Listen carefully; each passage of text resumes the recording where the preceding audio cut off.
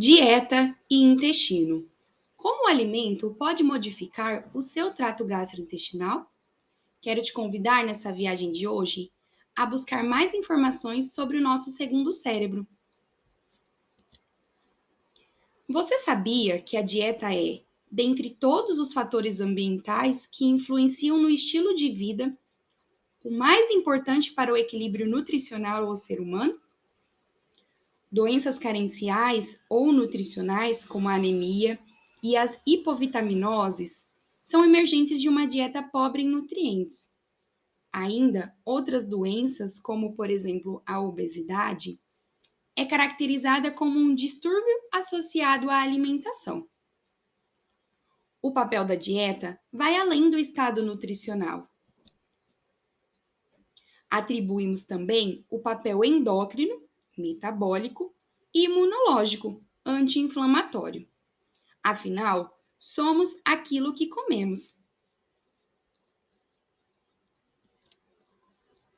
Hoje, quero falar sobre dieta e, mais especificamente, de uma proteína presente em 90% dos alimentos consumidos no mundo. Uma porcentagem grande, né? Essa proteína é considerada alergênica para uma porcentagem da população, que possui predisposição genética para a doença celíaca. Já sabe de qual proteína estou falando? Sim, é sobre o glúten. Vamos descobrir juntos qual é a influência do glúten na dieta?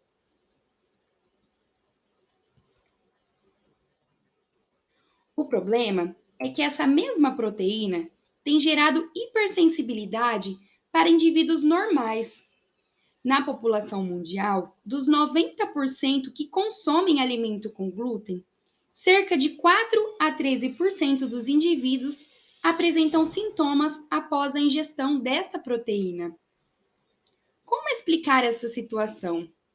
Este grau de sensibilidade, considerando que indivíduos normais não têm positividade para uma doença celíaca?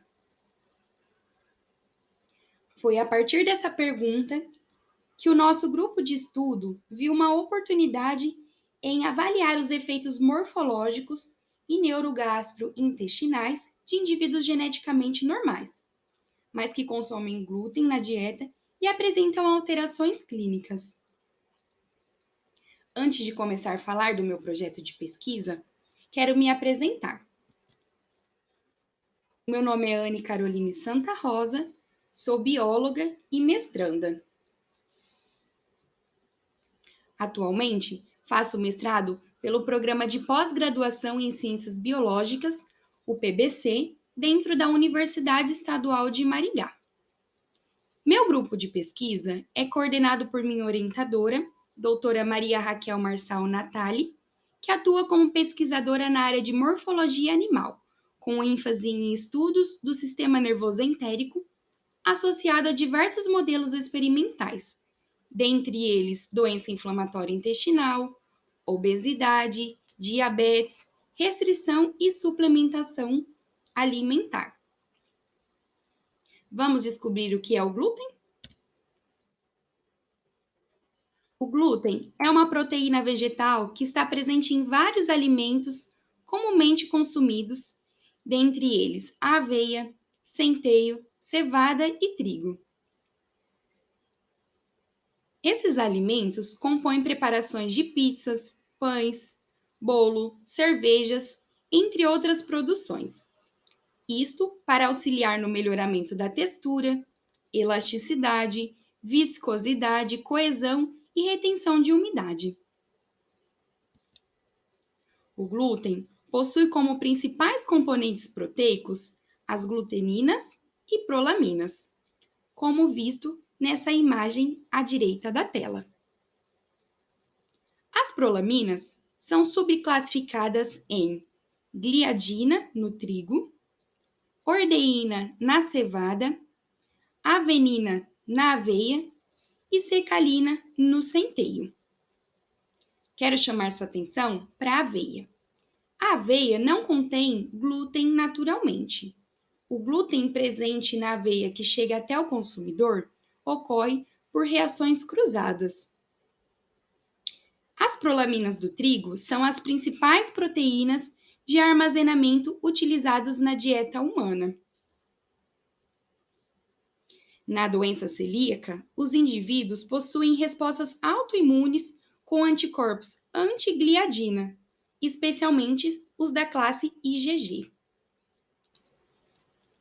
Já que estamos falando de indivíduos que não possuem doença celíaca, vamos então caracterizar esses indivíduos.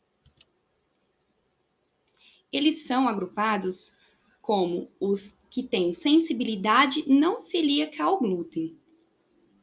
A sensibilidade não celíaca ao glúten tem seus índices aumentados nos últimos anos. Este tipo de hipersensibilidade é caracterizada por sintomas gastrointestinais, cuja prevalência é estimada em 10 vezes maior do que na doença celíaca. É como um iceberg, onde os pacientes diagnosticados são poucos em relação aos que não são diagnosticados como sensíveis ao glúten. Isso ocorre devido ao histórico de alimentos ultraprocessados e geneticamente modificados, que contribui com os índices de intolerância alimentar. O trigo sofreu muitas modificações genéticas desde o seu descobrimento e uso até os dias atuais. Devido à grande demanda por esse alimento, a indústria alimentícia busca acelerar e otimizar o processo de produção, levando muitas vezes ao uso exacerbado de agrotóxicos e herbicidas na plantação. O grau de digestibilidade e absorção do trigo influencia nas alergias e intolerâncias alimentares. Tudo o que comemos vai para o nosso intestino para ser absorvido, digerido e metabolizado. Então, quero chamar a atenção de vocês para o nosso órgão-chave, o nosso segundo cérebro. O processo de digestão, absorção e metabolização ocorre no trato gastrointestinal, em especial no intestino delgado. O trato gastrointestinal se estende da boca ao ânus. A proteína do glúten apresenta caráter inflamatório e, em contato constante com as células da mucosa intestinal, as frações proteicas do glúten geram desordens celulares. O trato gastrointestinal é considerado, então, uma barreira imunológica, pois protege o nosso organismo de invasores externos. Isto porque o epitélio intestinal apresenta permeabilidade seletiva através das células contidas na vilosidade, ou seja, só deixa passar substâncias prontas a serem absorvidas. Quando ocorre um desequilíbrio nessa barreira, como no caso de processos inflamatórios causados pelo glúten, também há um aumento da permeabilidade, diminuindo a proteção da mesma. Em respostas, esses indivíduos que consomem glúten, mas não são positivos para a doença celíaca, é possível ver manifestações clínicas como disbiose, diarreias, dores abdominais, alterações na motilidade intestinal, bem como alterações extraintestinais, na fraqueza muscular e dores de cabeça, por exemplo. Para conseguir realizar todas essas atividades, o intestino ele é comandado por um grupo de células muito especializadas e importantes, que é o que denomina de segundo cérebro. Quem orquestra as células do trato gastrointestinal são os neurônios entéricos. O sistema nervoso entérico é encontrado em toda a parte do trato gastrointestinal, desde o esôfago até o ânus, respondendo pela inervação intrínseca do mesmo. Esse sistema possui uma elaborada rede contendo cerca de 100 milhões de neurônios, organizados em gânglios, Esses neurônios estão dispostos em dois plexos ganglionares interconectados, o plexo submucoso e o plexo mioentérico, responsáveis pela secreção e motilidade intestinal. Também existe a célula da glia entérica. A glia entérica possui receptores para os neurotransmissores dos neurônios. Assim, ela pode modular a expressão de respostas no trato gastrointestinal através destes neurônios. Juntos, são responsáveis pela manutenção fisiológica, imune e endócrina do trato gastrointestinal.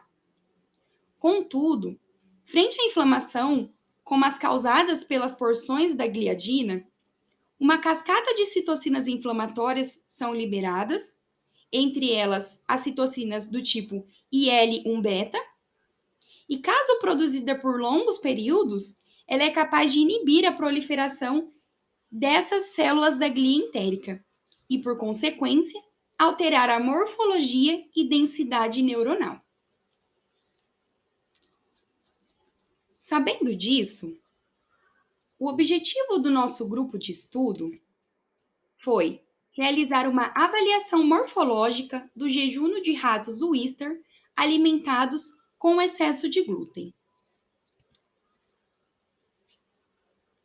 Foram utilizados 24 ratos da espécie Ratos novérgicos, da linhagem Wistar, todos machos com idade de 21 a 90 dias. Os animais foram mantidos no biotério do Departamento de Ciências Morfológicas dentro da Universidade Estadual de Maringá. Todos receberam ração padrão para roedores e água livre.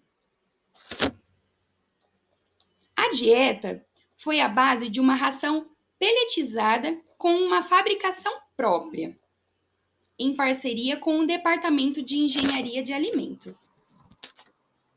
Os animais foram separados aleatoriamente em 3 grupos experimentais, com um N de 8 cada grupo.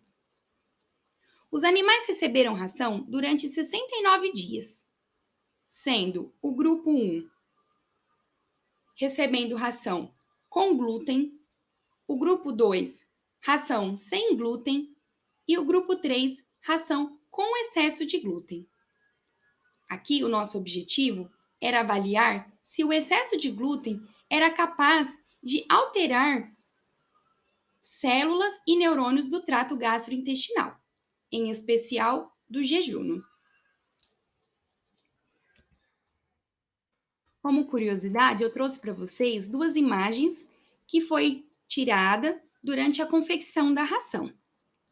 A imagem onde aparece o rato é a imagem que nós utilizamos para mostrar que a ração produzida, ela teve um aceite muito bom pelos animais.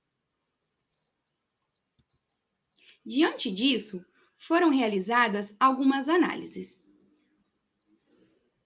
Os parâmetros sanguíneos, o consumo de ração, a evolução do peso corporal, o trânsito gastrointestinal, as células da glia e os neurônios do sistema nervoso entérico também foram analisadas por meio de imunohistoquímica, tanto do plexo mioentérico quanto do plexo submucoso do jejum. Os aspectos morfoquantitativos das células da mucosa intestinal também foram analisados. Como resultado preliminar, nós destacamos que o glúten, em 69 dias, alterou a evolução do peso corporal dos animais do grupo que receberam ração com excesso de glúten. No ano de 2022, o mestrado será finalizado e todos os resultados serão apresentados no dia da defesa da dissertação. Com isso, eu finalizo a minha apresentação. A produtividade nunca é acidental. É sempre o resultado do comprometimento com a excelência, planejamento inteligente e esforço focado. O trabalho em equipe realizado durante o meu mestrado está gerando muitos frutos. O agradecimento é para todos os envolvidos. Em especial, quero agradecer a sua atenção e qualquer dúvida ou curiosidade sobre o meu projeto, pode entrar em contato. Até mais!